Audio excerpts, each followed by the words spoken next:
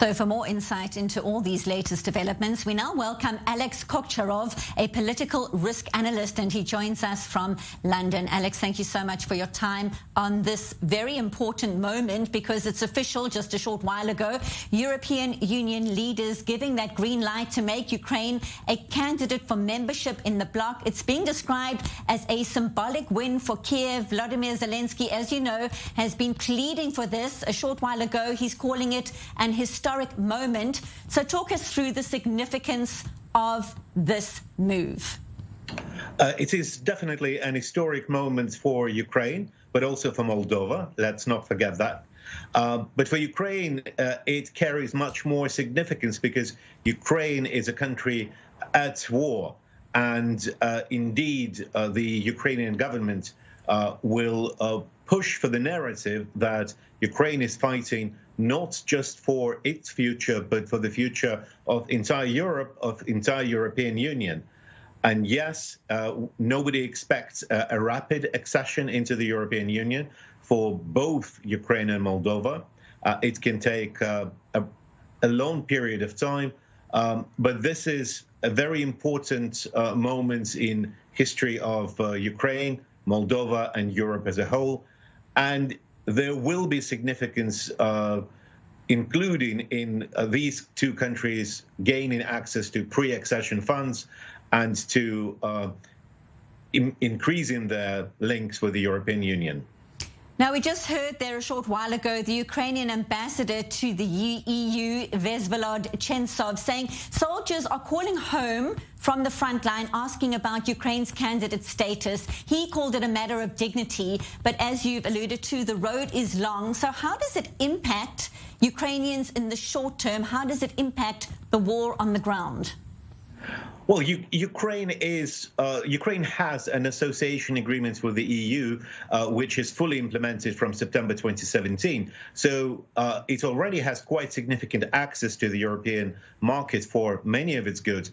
And earlier this year, European Union actually granted unprecedented access to its internal market after the war began, after Russia invaded in February. So from the economic perspective, Ukraine already enjoys a lot of the benefits in terms of trade, but it's not part of the union. What's important here is that the road to membership will include Ukraine and Moldova needing to pass more legislation, which would be in line with the European Union rules and regulations on such matters as rule of law, human rights, and independence of judiciary, and also fighting corruption. And not just passing these laws, but also effectively implementing them and demonstrating that these countries have rule of law and implement all these laws which are being passed and which make them qualify for future European Union membership. Again, it's going to be a very long road, but it is clearly the step in the right direction.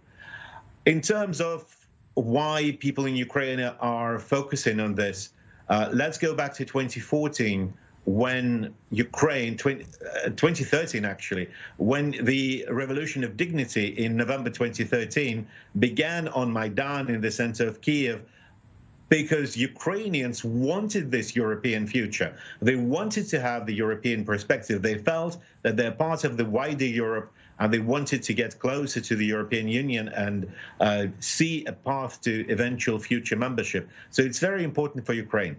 And as you say, it is a long road ahead, but that journey is starting. I want to ask you, Alex, about another development. It's been unfolding in recent days. Lithuania standing firm, refusing to allow goods to be transported from Russia to Kaliningrad. It's a move Moscow is calling unacceptable.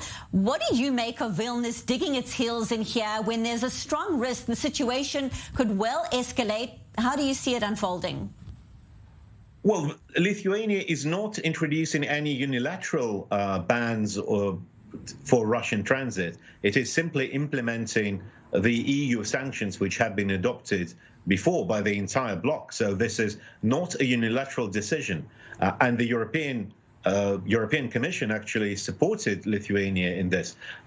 They said that this is indeed EU sanctions which are now being implemented, and it's not something that Lithuania is doing on its own.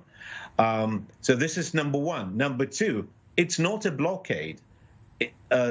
Once all these bans will be in place, they will block transit of approximately 50% of the previous Russian rail transit cargo from mainland Russia via Lithuania to Kaliningrad.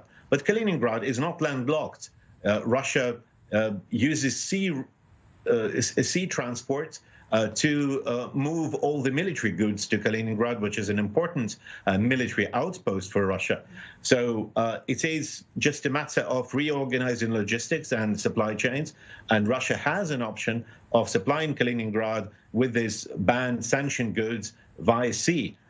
So it's not really a blockade, it's simply implementation of existing EU rules. The fact that Lithuania is not just an EU member state, but also a member state of NATO obviously helps. And we've seen very strongly worded messages from Washington, D.C., where US said that they wanted to remind Russia that Lithuania is one of the NATO member states, and an attack on one NATO member state is an attack on the bloc as a whole. Well, we certainly appreciate your insight onto all these developments on this day. Thank you so much. Political risk analyst Alex Chokcherov speaking to us live from London. Thank you. Thank you.